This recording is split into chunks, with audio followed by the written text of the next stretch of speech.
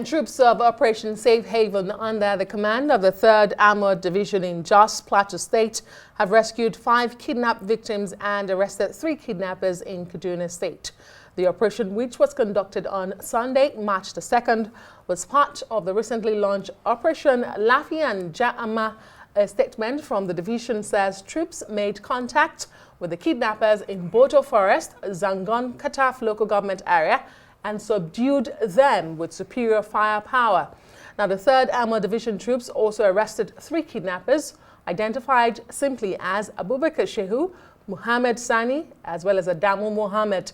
The operation led to the recovery of 1 fabricated revolver rifle, some ammunitions, mobile phones, machetes, 32 rustled cattle, and a cash sum of 521,000 naira suspected to be ransom money. The suspects are currently in custody, making useful confessions to aid troops in follow-up operations, according to authorities. Well, let's bring in security consultant, retired director of the Department of State Security and former president of the National Institute of Security Studies, Mike Ejiofor. Thank you so much for being on Newsnight. Thank you for having me. I mean, you hear these reports. On the one hand, there seems to be progress and successful rescue of kidnapped victims. But on the other hand, you have to ask yourself, why are they kidnapped in the first place? How are they able to be kidnapped in the first place? Does that bother you when you see several reports of Nigerians being kidnapped, regardless of their social status or class in society? Yeah. And before I go on, I think I have to make a correction. Okay. I'm the president of the Alumni Association, not former president. Oh, apologies for that. Thank you. Duly noted. Thank you. Now, you can see that our security forces are making a lot of progress, you know, in rescuing victims. But honestly, it's quite disturbing that because it's not all the cases that are reported.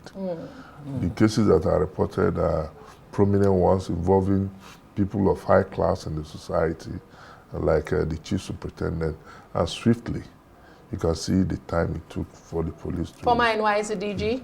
Former NYSC DG, for instance, you know. And it has to be noted this time around that, you know, kidnapping has become an industry. It's a franchise. Now, we have different types of kidnap. You have commercial kidnap, which is more prevalent. You have political kidnap and kidnap for the Boko Haram kidnap, which is religious based. But what we are concerned with more now is the commercial kidnap because people tend to make more money out of it. So it's quite disturbing, and government, I believe, should and will continue to do things to improve the situation. Again, why are these targets? You know, some of them are, some of the kidnap are just, you know, chance kidnap. Some are targeted, like the one you talk about, the former NYC. That was a targeted kidnap, and they know that he has the means or the money, or that the government will react to get him released. So these are issues that must be taken into consideration while considering all these kidnap incidences. Now, if stories reaching us are anything to go by, I mean, the former NYC DG had to cough out some 250 million naira for his own safety. And when you add that to other figures, in fact, from the National Bureau of Statistics, said Nigerians actually paid 2.23 trillion naira in ransom in 2024 alone, 12 months. And that's, I mean, bigger than 5 states' budget, bigger than defense budget and all of that. Quite troubling. Is it an indictment on the security forces? Every time we hear there's a need to, redesign the security architecture and all of that. You know, we should be very careful too in releasing some of these figures. These figures from the National Bureau of Statistics. Although they did deny that their website was hacked. Yes. We should be very careful in releasing some of these figures. I'm aware that the former NYC Director General, 250 million naira demand ransom was made, but nobody is sure what was paid, or whether any money was paid. So for the figures released by the National Bureau of Statistics, it's huge. And I'm not doubting it because I don't know how the data was compiled. And I'm not also believing it because the number, the amount released, like you said, is worth more than many states' budget for a year. So don't also forget that many of these cases are not reported. So how can you get the exact figure on the ransom Beyond page? the issue of the figures now, like you said initially, I mean, this has become an industry. Yes. And when something has become an industry, it means it is profitable. And people are being encouraged to go on with the business, in spite of the fact that there's a law against ransom payment. So what exactly is missing? Where is the failure? Who has dropped the ball on securing Nigerians? Well, I think it's the economy. If you talk of, there's a law that people should not pay ransom. I think one should pray that you are not affected. It's only then you know whether you pay ransom or not. Like before my own incident, I always tell people not to pay ransom. But when you are affected, you know that you have to secure the release. The safety of the person is more important. But there's one critical aspect of it that we are trying to overlook. Which is?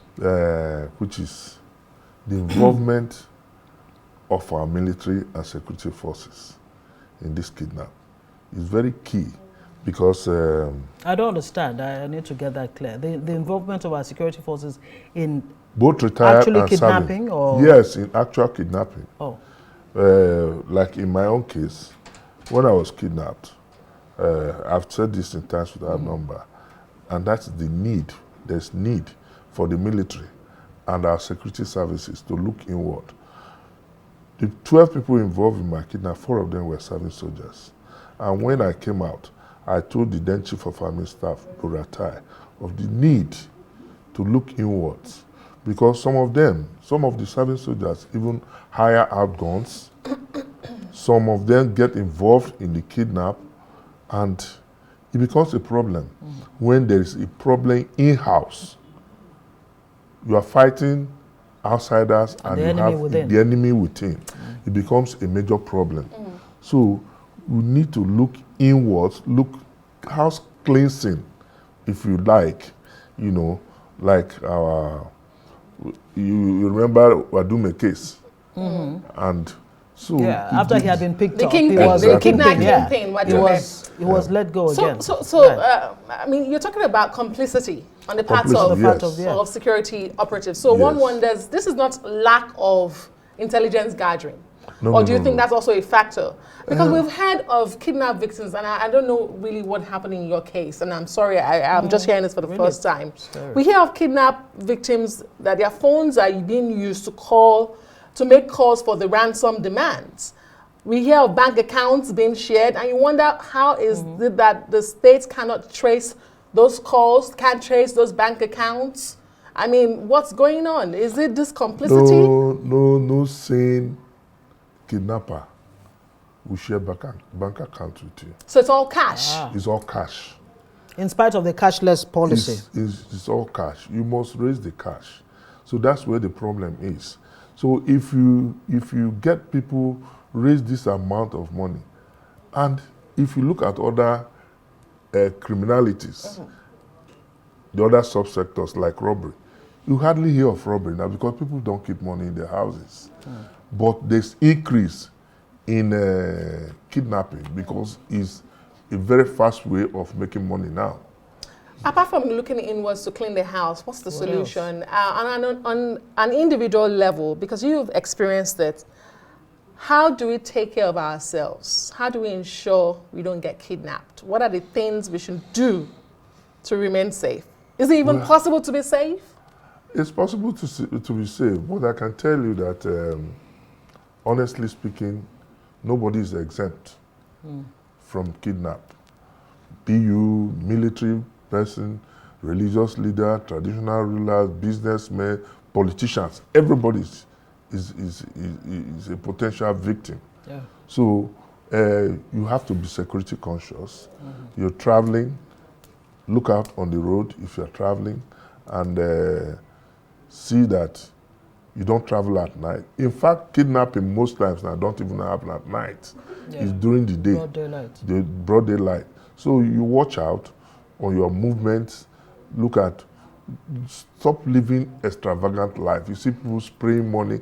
It's Okay. against the law to spray money, but you see people spraying money. You're exposing yourself to unnecessary danger. Absolutely. Very quickly, on the issue of looking inwards, the need for the security apparatus to look inwards, in specific terms, what kind of questions should they be asking themselves? Now, you see, in the State Security Service, for instance, before you are recruited, we have what is called vetting process. That you are vetted and you look at the person's background, potentials and everything. Apart from that, when you begin to work in the service, for instance, and you get to a particular, you start living above your means, we have what is called continuous vetting. So I also want to encourage other services to look at those areas when you have people living above their means. They cannot explain. You see a rank and file, driving a Lexus Jeep, and you must ask questions.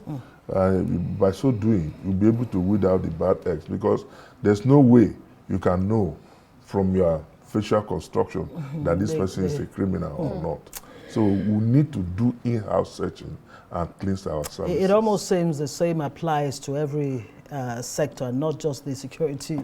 Because, I mean, some might even want to argue that many Nigerians live above their means. They always find one way or the other to survive. Former Director of DSS, Alumni President, National Institute of Security Studies, Mike Ejiofor, thank you so much for joining us Thank you for having on me. Newsnight.